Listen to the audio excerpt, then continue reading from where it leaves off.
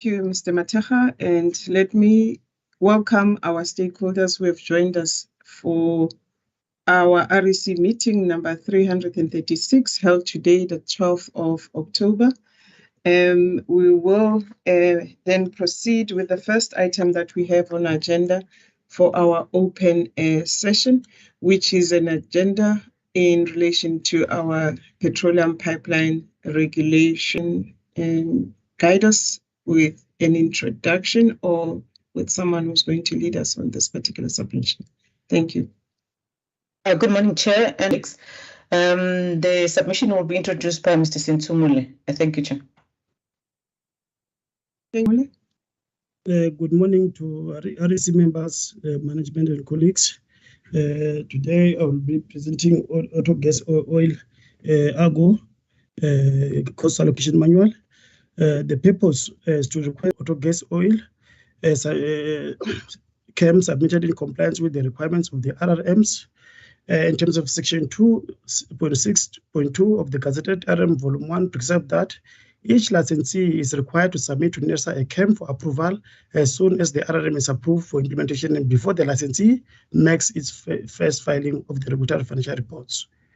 CAM was evaluated on the 27th July 2022. CAM was evaluated against the cost allocation manual metrics developed by the energy regulator. The CAM submitted by AGO was evaluated by the RRM specialist with the support from the RRM task team. The CAM was deemed to have met criteria as set out by the CAM evaluation metrics. There are silent features which were evaluated against the CAM criteria, which I will choose the few for to able to manage time. The first one was introductory. The scope of AGO CAM is considered to be complete. And then the second one would be cost allocation principle. The cost allocation principle are consistent with the regulatory requirements of the Gazette in the RM Volume 1. Then we got fractionalization of the cost and categorization of costs. The fractionalization and categorization of costs were identified and are discussed in more details in section 4 as read by the members. Then we will have a CAM approval, review and maintenance modification. The process to be followed by AGO for CAM approval and modification has been clearly discussed. When we come to talk about the overhead capitalization rate for construction work in progress, the process to be followed by AGO for overhead capital rate for construction work in progress has been clearly discussed. This submission is linked to Program 16 on regulatory service delivery that ensures that all licensees in the 3 regulatory industry fully comply with their license conditions, including those relating to health, safety, security, environment standards and requirements, as well as any other standard and requirements prescribed by the relevant industry-specific legislation. We recommended that the Regulatory Executive Committee approved the AGO cost allocation manual submitted in compliance with the RRMS. Thank you, members. Thank you, Mr. Sintimule. Members, do you have any questions, issues of clarity or points of enhancements? And if you do, please let me take them by show of your hands. Thank you. I see Ms. Masetti, you may come in, ma'am. Thank you, Chairperson, for the opportunity, and thank you to Mr. Ntumule for the presentation. Chairperson, my issue, and this cuts across in terms of the value of these cost allocation manuals. We tend not to emphasize on the implementation so that we can understand the value of doing this work and ensuring compliance by licensees, because it is one thing to keep on requiring the licensees to comply with the RRMs. And thereafter, once we ensure that they comply only by submitting the cost allocation manual, thereafter, we don't look into the implementation of such cost allocation manual. And we do see this when we look into the tariffs for these licensees.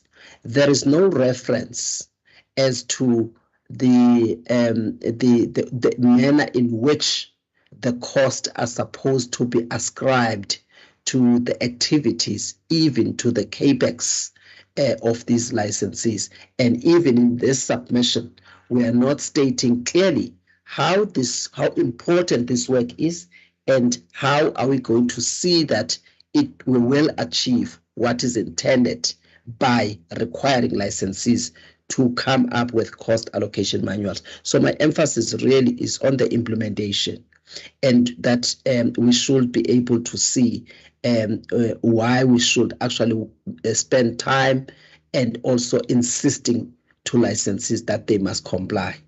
It must come out on the work that we do thereafter, and also keep going back to these cost allocation manuals, see how the licensees now in determining the tariffs, or those that are also required to come up with prices in the case of gas, how they are supposed to make reference to the allocation of cost across the various activities, so that we are quite certain and there is transparency in the way that they ascribe cost and coming up with the tariffs or prices. So that is the issue for me, Chairperson. And it seems whenever this work is presented, that aspect does not come out.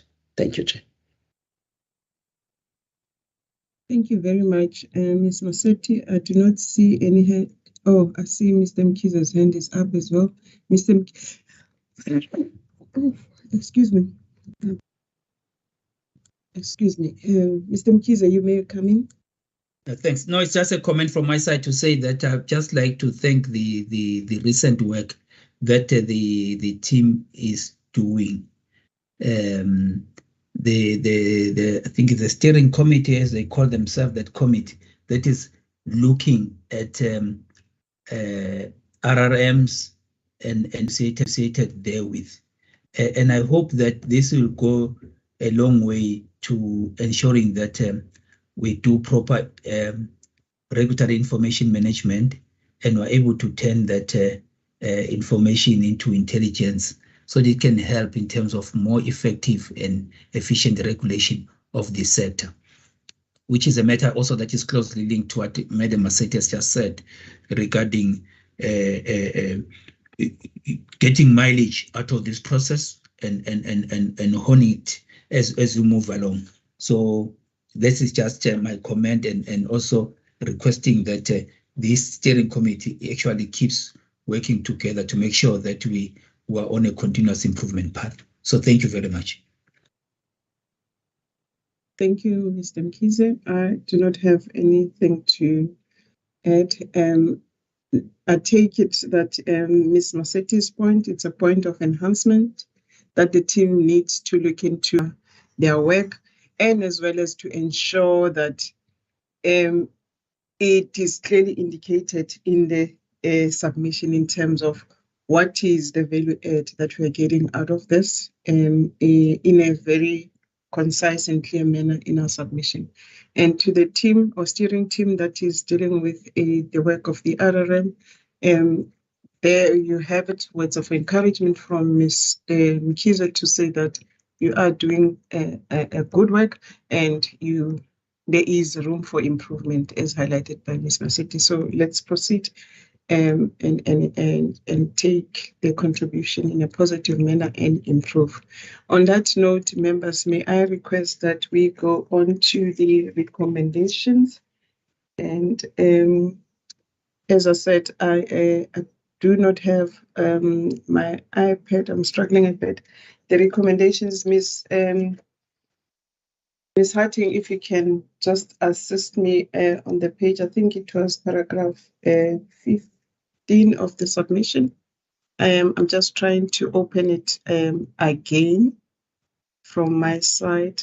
It's paragraph 17, Chairperson. It is on page 4 of 39. I'm just opening the submission again. Members, can we then move on to that paragraph 17 on recommendation?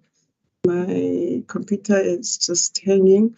In terms of the recommendation, we are requested to approve this particular submission from AGOA in terms of their compliance in providing us with their CAM report. By show of hand, members, can I get an indication that you support the recommendations? Thank you, Ms. Masetti. I do support, and thank you, Mr. Gumede. Ms. Mutwa and team, your submission has been Mr. approved. Mkize, Chairperson. Oh, Ms. Mutwa, apologies.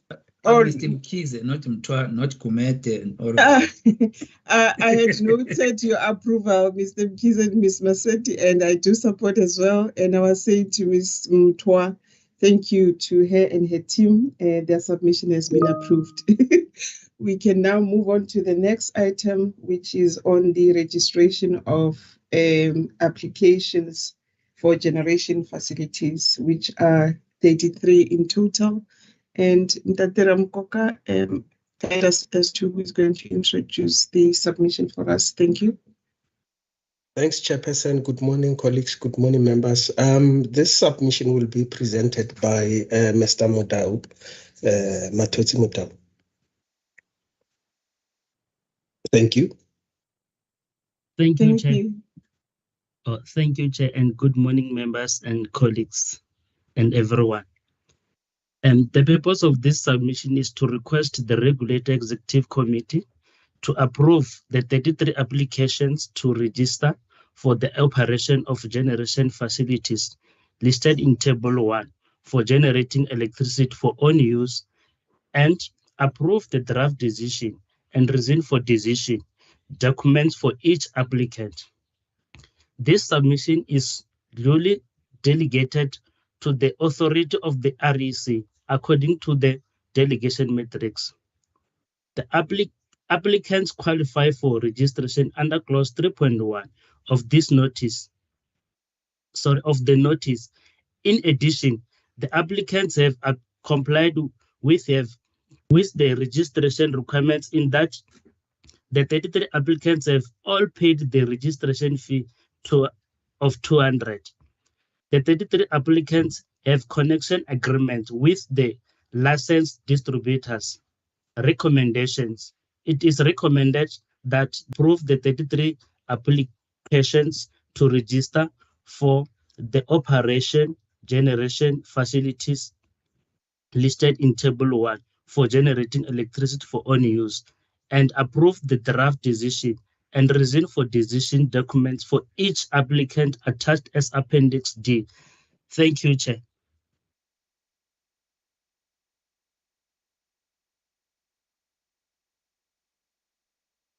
Thank you very much, Mr. Mudau. Members, are there any questions, issues of clarity, or points of enhancement on this submission? And I think from my side, I must say thanks to you for having complied with the enhancements that the members has application date on when we received these the application column on when we received these application, and as well as the effective date. Thanks to the team for that. Members, are there any? Yeah, thanks. I think that this being an issue, the turnaround time being an issue, I think it's important that maybe the team you allude to the maybe the range, the longest and the shortest time, for the benefit of the public that is following us, through the various channels. Because when I look at this, I've seen that in terms of when it was deemed complete and effective, like the earliest date that is indicated there is the 5th of August, and then with the 8th of September, if I'm not mistaken, being the 9th of September being indicated as the latest date. So when you count from the time to today, you can see that there is a process within 35 days. So I just wanted to I mean the lowest. I think it's important just to make mention of that, and also the other issue that I noticed, but I think you must just take it for when issuing it out in terms of management to ensure that there is quality assurance or quality control in terms of the document. I saw like the one for pickeries, you find that pickeries is in different names, and you end up not knowing what is actually the correct name of this company. Like for number 2 pickeries. So if you can just ensure just to improve on that. That is all from my side. Thank you. I support the approval of registration, the issuance of registration certificates to these applicants. Thank you. Thank you, Mr. Mkiza. I've noted those points of enhancements from your side and will ensure that they are implemented. Members, I don't see any other hand. May I then request that we move on to the recommendations, which are on paragraph 15, page 12. And in terms of the recommendations, may I just request for a minute to go there? We are requested to approve the 33 applications to register the operation of generation facilities for own use, which are listed in Table 1, which is on P4 to 9. I will read those applicants' name into the record.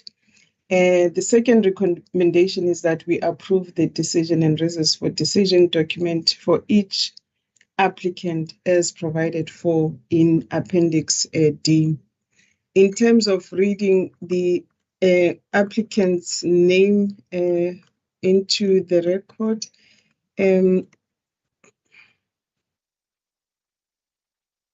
excuse me.